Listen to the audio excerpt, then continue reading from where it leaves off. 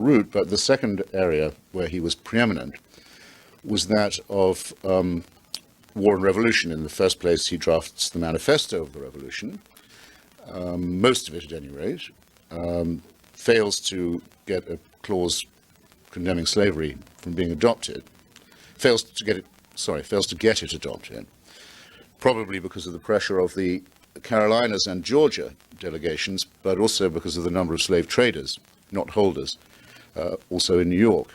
But with that terrible initial defeat conceded, he announces, if you like, the first democratic revolution.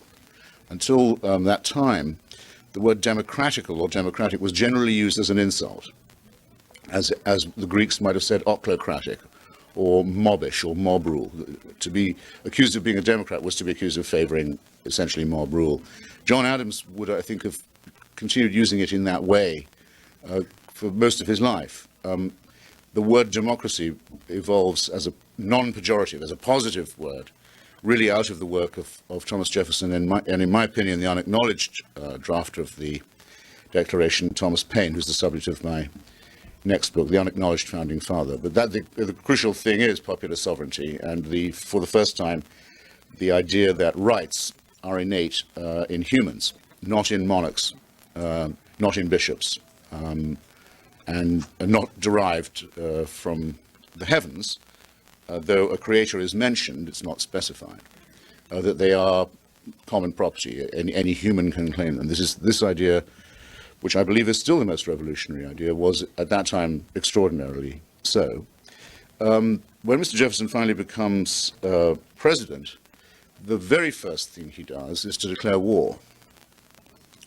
And he does it without consulting Congress, and he sends the American fleet with the Marine Corps way out, too far from land and too far gone in time for them to be recalled when he finally does tell Congress he's sent them.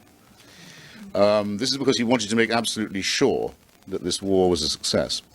The war he declared is known to us as the Barbary War, and largely forgotten, I think, now in our history, but of extreme importance, not just as America's first war, but as a war of liberation.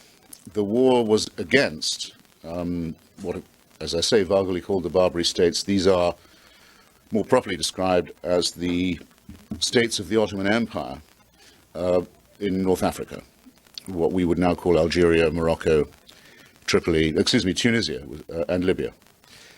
Tripoli would have been Libya. Tripoli then would be Libya now, in other words. They were the Ottoman states. They commanded the entrance to the Mediterranean from the Atlantic, the Straits of Gibraltar, the Pillars of Hercules. They were in an extraordinary position to impose their will on navigation, and it's calculated now by the best historians, a lot of this is quite recent work, that between 1750, say, about 1750 and about 1820, about 1.5 million Europeans and Americans were kidnapped by these powers, taken from their ships, the ships were taken to, and pressed into slavery. You could avoid this if you paid a tribute to the relevant potentate, the bey or sultan, which most European powers tended to do. There was a tariff for it, but the United States was in a weak position at that point to be paying the tribute, and the British Crown, which had up until then been guaranteeing American shipping, was rather vindictive and probably in fact made bargains with the Barbary states in order that they would particularly pick upon American shipping, showing them what they'd lost by losing the protection of the Union Jack. So the situation was pretty desperate. These ships were, very powerful too. It's recorded that almost the entire, I'm not making this as a local pitch because I'm in Annapolis, but the entire town of Baltimore in Ireland was carried off, the entire population, in one night by Arab slavers and never seen again. They ranged that far north and all the way down into the Atlantic. Jefferson had tried very hard to negotiate with the Barbary ambassador, Mr. Abdurrahman. He went to London to see him and said, by what right do you do this to American shipping? We did not take part in the Crusades. We did not take part in the reconquest of Andalusia.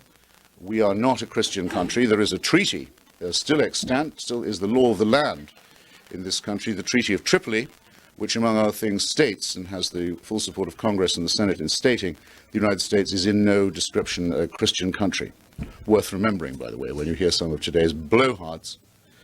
But Abdul Rahman replied that this was irrelevant, that any non-Muslim could be taken into slavery according to the Quran, and all non-Muslims and other infidels were to be punished. And if they didn't want to pay the special tax, they could expect to be treated as chattel.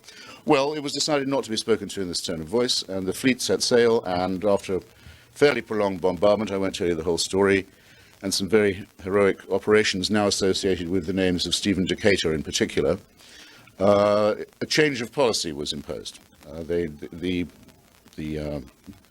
practice was given up of piracy and enslavement. And it's the reason why the first line of the Marine anthem from the halls of Montezuma to the shores of Tripoli is the line that it is, because that's the first time the American flag was planted in war on another country's soil. This was a very brisk start to Mr. Jefferson's presidential life, and he meant it, I think, I argue strongly in my book, to show that the American Revolution was not for Americans alone, that the ideas that it embodied were, he hoped, capable of universal emulation. He hoped that they would spread. He believed they had spread to France. He'd been disappointed by the defeat of his friend, the Marquis de Lafayette, in the fratricide within the French Revolution, but nonetheless he believed that slowly and by degrees the American Revolution would export itself and could be exported by violence if necessary or if negated. And I mention it because, among other things, we can say that at least partially it cancels the shame of the exclusion of the anti-slavery clause from the Declaration of 1776. At least Mr. Jefferson, in his lifetime, did put down one slave trade. But I'm coming back to